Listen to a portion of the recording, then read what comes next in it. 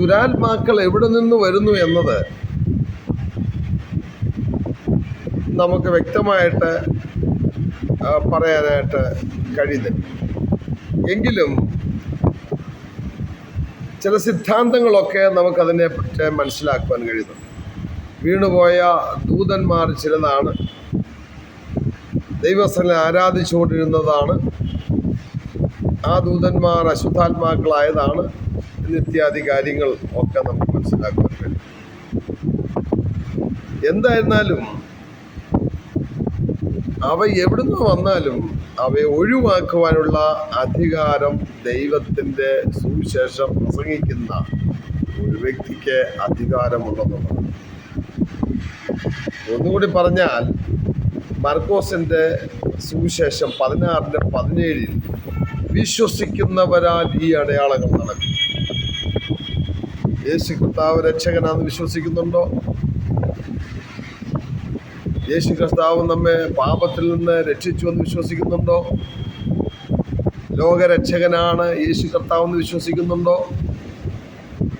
കാത്തിരിക്കുന്ന വിശുദ്ധന്മാരെ ചേർക്കുവാൻ യേശു കർത്താവ് വരുമെന്ന് വിശ്വസിക്കുന്നുണ്ടോ?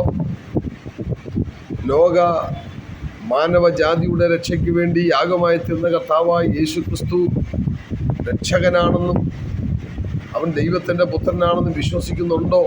ഉണ്ടെങ്കിൽ അങ്ങനെയുള്ളവരുടെ മേലൊരു അധികാരം ദൈവം തന്നിട്ടുണ്ട്. ആ അധികാരം ദുരാത്മാക്കളെ പുറത്താക്കുക എന്നുള്ളതാണ്. യോവേൽ പ്രവചനം 2-ാം അധ്യായത്തിൻ്റെ 32-ാം വാക്യത്തിൽ ഇങ്ങനെ വായിക്കുന്നു: യഹോവയുടെ നാമം വിളിച്ചപേക്ഷിക്കുന്ന ഏവരും രക്ഷിക്കപ്പെടും.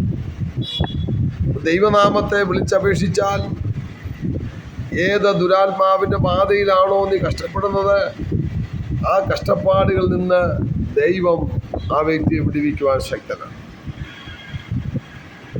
ദുരാത്മാവ് ബാധിച്ച വ്യക്തികളിൽ കാണിക്കുന്ന ചില ലക്ഷണങ്ങൾ, 3 ലക്ഷണങ്ങൾ ഞാൻ പറയാം.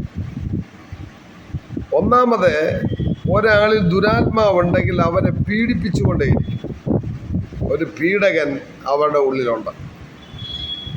മാനസികമായി ശാരീരികമായി പല അസ്വസ്ഥതകളുളവാക്കി അവരെ പീഡിപ്പിച്ചുകൊണ്ടിരിക്കുന്ന ഒരനുഭവം കാണും. പ്രത്യേകിച്ച് കാര്യമൊന്നുമില്ലെങ്കിലും അവരെ ഭയം അലട്ടും, അങ്കലാപ്പുണ്ടാകും, അവിശ്വാസമുണ്ടാകും, പലരെയും അവിശ്വസിക്കുവാനായിട്ട് അവർ തയ്യാറാകും. അതിൽ നിന്ന് വേദനാജനകമായ അനുഭവങ്ങൾ അവർ അനുഭവിക്കേണ്ടി വരും. അവരുടേതായ തെറ്റായ ചിന്താഗതിയിലേക്ക് അവരെ നയിക്കും. ചിന്താഗതി അവരെ തെറ്റായി പീഡിപ്പിക്കുവാനിടയായിത്തീരും. ഇങ്ങനെ മാനസികമായി ശാരീരികമായി ചിന്താഗതിയിലൂടെ മനുഷ്യരെ